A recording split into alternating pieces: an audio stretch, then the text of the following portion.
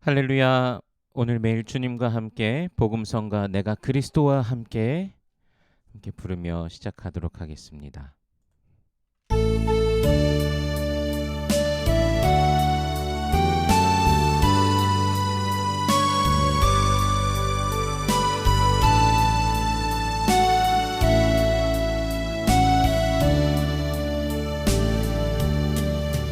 내가 그리스도와 함께 십자가에 못 박혔나니 이런 증이 이제 내가 산 건 아니오 오직 내 안에 예수께서 사신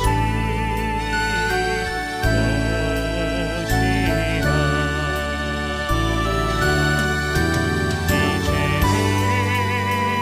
내가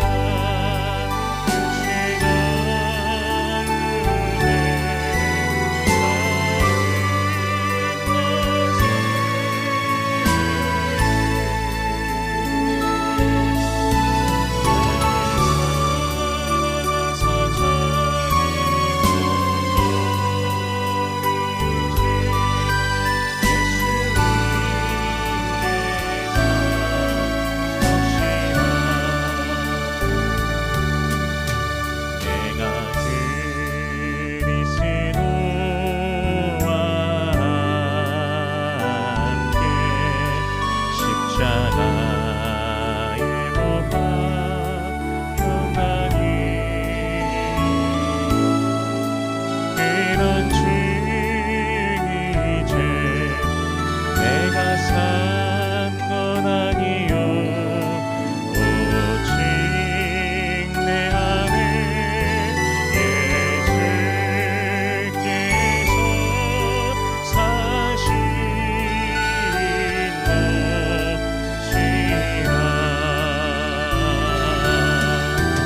이제 내가 육체가 되되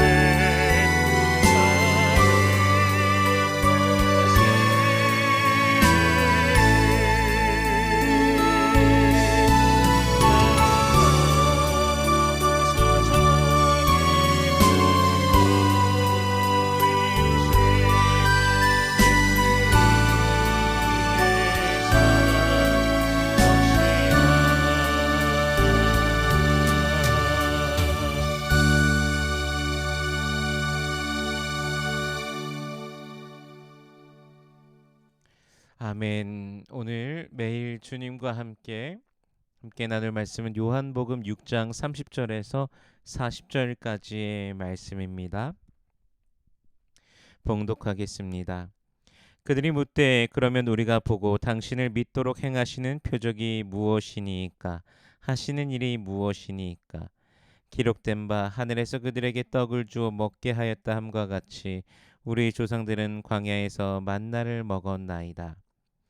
예수께서 이르시되 내가 진실로 진실로 너희에게 이르노니 모세가 너희에게 하늘로부터 떡을 준 것이 아니라 내 아버지께서 너희에게 하늘로부터 참떡을 주시나니 하나님의 떡은 하늘에서 내려 세상에 생명을 주는 것이니라. 그들이 이르되 주여 이 떡을 항상 우리에게 주소서. 예수께서 이르시되 나는 생명의 떡이니 내게 오는 자는 결코 줄이지 아니할 터이요 나를 믿는 자는 영원히 목마르지 아니하리라. 그러나 내가 너희에게 이르기를 너희는 나를 보고도 믿지 아니하는도다 하였느니라. 아버지께서 내게 주시는 자는 다 내게로 올 것이요 내게 오는 자는 내가 결코 내쫓지 아니하리라. 내가 하늘에서 내려온 것은 내 뜻을 행하려 함이 아니요 나를 보내신 이의 뜻을 행하려 함이니라. 나를 보내신 이의 뜻은 내게 주신 자 중에 내가 하나도 잃어버리지 아니하고 마지막 날에 다시 살리는 이것이니라.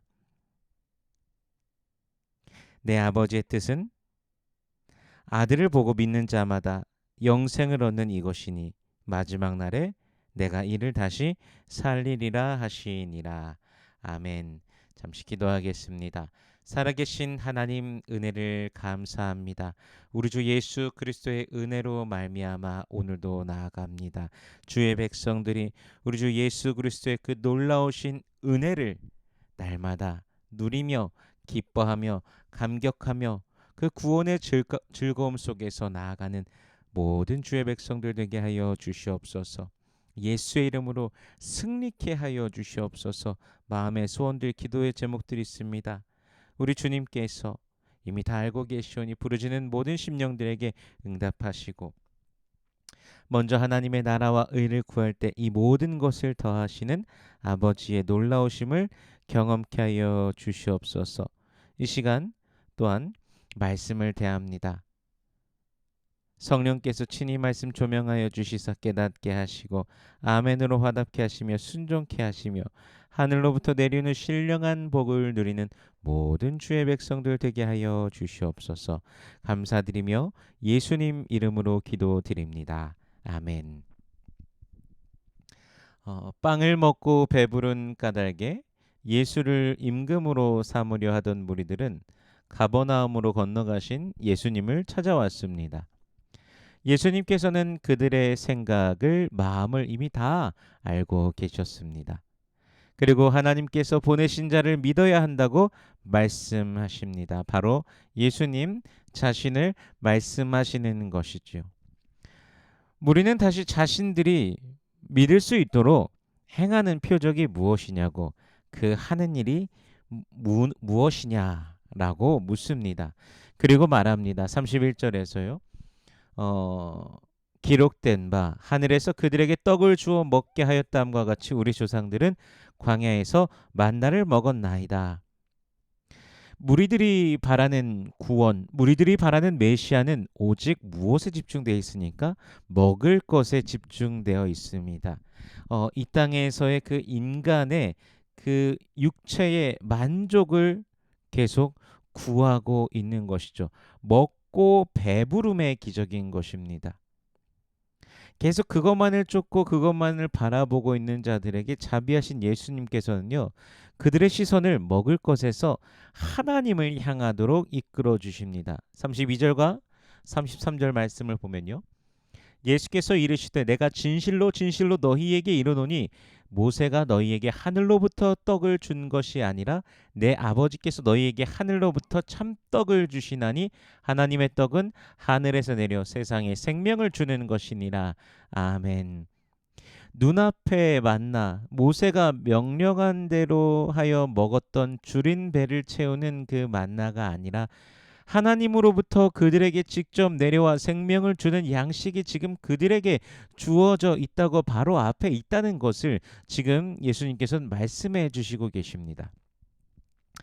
대화의 진행이 사실 사마리아 여인과의 대화와 조금 비슷합니다. 4장에서 사마리아 그 수가성 여인을 그 우물가에서 만나시지 않았습니까? 예수님께서 그 여인에게 물을 청하셨고 그 대화 중에서 예수님께서 영생하도록 샘솟는 물, 영원히 목마르지 아니하는 그 생수를 말씀하셨습니다. 근데 그 사마리아 여인도 예수님께서 그 생명수, 생수를 말씀하시는 동안 그저 목을 축이는 물에 대해서만 생각하였습니다. 그러다가 이제 대화가 진행돼 갈수록 영원히 목마르지 않는 그 물을 또 마시기를 원하는 거로 조금 발전해 가면서, 그리고 대화를 통해 자신의 모든 것을 다 알고 계시는 예수님, 그로부터 들은 바로 그리스도, 바로 그분이라는 그 사실, 그분이 바로 메시아라는 사실, 자신의 눈앞에 계신 분이 메시아라는 그 사실이 여인으로 하여금 감격하면서 그의 심령을 뛰게 하였습니다. 그렇다면 오늘 본문의 무리들은 어떤 모습을 가지고 있을까요? 이들도 마찬가지로 34절에서 말하듯이 주여 이 떡을 항상 우리에게 주소서라고 말하고 있습니다. 사마리아 여인과 똑같은 반응이죠. 그리고 예수님은 나는 생명의 떡이니 내게 오는 자는 결코 줄이지 아니할 것이요 나를 믿는 자는 영원히 목마르지 아니하리라. 사마리아 여인에게 하셨던 말씀과 비슷하지만 그 다음에 바로 36절에서 이렇게 말씀하십니다. 그러나 내가 너희에게 이르기를 너희는 나를 믿지 아니하는도다 하였느니라. 사마리아 여인은 계속되는 대화 속에서 그가 메시아라는 사실을 알게 되고 받아들였습니다. 즉 믿게 되는 것이죠. 그리고 동네 사람들에게도 가서 내가 행한 모든 것을 다 말씀하신 저 분을 와서 보라. 그가 그리스도가 아니시냐라고 하면서 모든 사람에게 그렇게 그를 메시아라고 그가 증거하는 것을 봅니다. 그러나 오늘 본문의 무리들은요, 분명한 기적, 오병이어의 기적, 보리떡 5개와 물고기 2마리로 5천 명이 먹고도 12광줄이나 거둔 그 기적을 맛보았음에도 불구하고 그리스도를 믿지 않았습니다. 예수를 바라보지 않았습니다. 그저 먹을 것을 풍성하게 만들어 놓은 그냥 어떤 인물로서만 바라보고 있는 것이죠. 그리고 자신들의 배를 채울 수 있는 자로서 임금으로 세우기를 원했던 것이죠. 비슷한 상황, 비슷한 만남이지만 누군가는 영원한 그 생명을 보았고 누군가는 이 땅의 만족만을 본 것입니다. 그렇다면 왜 이러한 일이 발생하게 될까요? 37절에 아버지께서 내게 주시는 자는 다 내게로 올 것이요 내게 오는 자는 내가 결코 내쫓지 아니하리라. 39절에서요. 나를 보내신 이의 뜻은 내게 주신 자 중에 내가 하나도 잃어버리지 아니하고 마지막 날에 다시 살리는 이것이니라. 아멘. 분명히 하나님께서 주신 자, 우리 예수님에게 주신 자가 있다라고 말씀하십니다. 우리는 여기서 하나님의 예정을 생각해 보게 됩니다. 비슷한 상황, 비슷한 말씀을 분명히 들으면서도 누군가는 예수를 구주로 받아들이고 누군가는 그저 먹고 배부름만 느끼기를 원하는 이유, 하나님의 그 예정 때문이라는 것이죠. 누군가는 예수 그리스도 통해서 영원한 그 생명을 보게 되고 만나게 되는 것이지만 누군가는 그냥 예수께서 보여주시는 그냥 그 이 땅의 그 즐거움만을 바라면서 예수를 바라고 있다는 것이죠.